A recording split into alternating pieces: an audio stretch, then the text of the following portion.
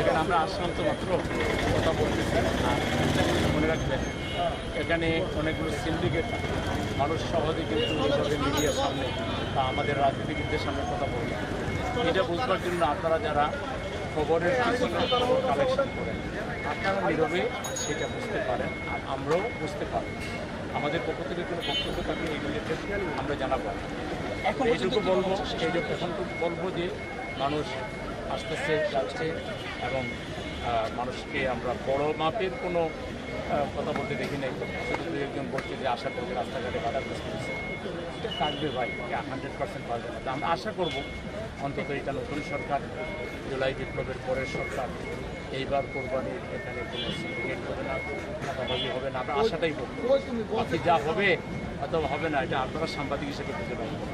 আমরা আশা রাখলাম এটা হবে না। বর্জ্য ব্যবস্থাপনা নিয়ে আসলে আপনারা ভিন্ন আলাদাভাবে কোনো উদ্যোগ নিয়েছেন?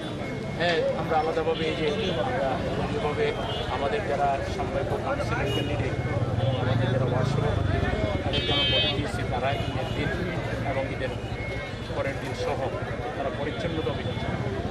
এবং একই সাথে আমরা এই যে একটা ব্যাগ উপহার দিচ্ছি, এটা মূলত সেই বর্জ্য নিষ্কাশনের জন্য এটাকে সঠিকভাবে একই জায়গায় করে এটা যাতে এখানে বর্জ্য ফেলা হতে পারে সেজন্য আমরা ওই ব্যাগটা খুব টেকসই ব্যাগ। আমরা শুনছি আরও অনেকে ব্যাগ দিচ্ছেন, এই ব্যাগগুলো মানসম্মত কিংবা সবাই ব্যাগ পাচ্ছে কিনা আমরা অনেকে জিজ্ঞেস করছি না। আমরা নগরবাসীর প্রতি আপনার কোনো এই পরিচ্ছন্নতা নিয়ে আপনার কোনো আহ্বান থাকবে কিনা? আমার আহ্বান এটাই, এই নগর আমাদের সবাই, কোনো দলের সরকারের এটা সবাইকে সচেতন হইতে হবে এবং সবাই মিলেই আমরা পরিচ্ছন্ন